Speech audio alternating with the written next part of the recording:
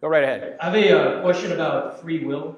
Mm-hmm. So, if God knows everything, Mm-hmm. then God already knows who's going to hell and who's going to heaven before He even ever created them, before He created the universe, before He created Adam and Eve. Absolutely. So, with this viewpoint, how could we all have free will at all if everything's already determined? All right, excellent question. Do you like football? Yes. Let's suppose you like NFL football, so you have DirecTV so you can get, I don't have enough faith to be an atheist. And NFL Direct Ticket, right? So you can watch all the games on Sunday. One Sunday you're away from the TV, but you record the games that you want to watch later. And let's suppose you're coming home that night and your friend texts you all the scores, and you go, I didn't want to know the scores, but you know them now. And so you get home and you elect to watch one of the games. You already know what the score is going to turn out to be. Question, does that mean the players on the field don't have free will because you know the outcome? No. Okay, they still freely doing what they're doing on the field. The problem is they've already done it. They've already done it, and God's outside of time, so from His perspective, everything has already happened, even though it hasn't on our perspective, because we're in time, He's outside of time.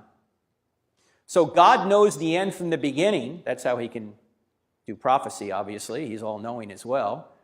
And just because it's already happened in His mind doesn't mean that He's causing us to do it directly. We still have free will. When God created you, if you're a believer, He knew you would be a believer. When God created Richard Dawkins, He knew Richard Dawkins would be an atheist. But you freely chose to be a believer, and Richard Dawkins freely chose to be an atheist. And so God is just. Just because He knows what's going to happen, doesn't mean that we don't have free will. Does that make sense? A little bit makes sense. Okay, well, it's an analogy. It may not perfectly illustrate it, but if God's outside of time, He knows the end from the beginning. Now, you might say, why would God create somebody He knew would go to hell, right? That's a good question. But unfortunately, we're out of time. Now, well, God gives us free will.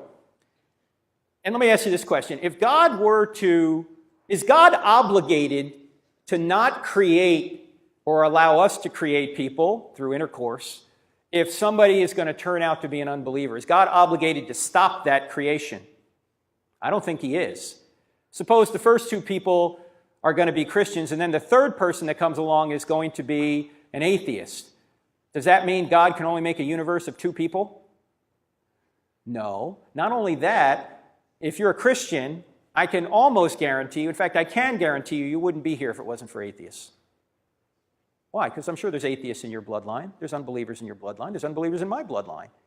Not only that, but God can even get His free will done through people who don't follow Him, or His will done through people who don't follow Him. An example of this from the Scriptures is Joseph. Joseph is sold into slavery by his brothers, and somehow he makes his way to Egypt and gets into a position of prominence, and he puts grain aside in case there's a famine, and then there is a famine, and Joseph's own family, who sold him into slavery, come to Egypt to escape the famine, and Joseph sees him and says, you sold me into slavery. You meant it for evil, but God meant it for good, the saving of many lives that's going on right now. God can bring good from even the evil that we do and unbelievers do. And so God can bring good even from evil.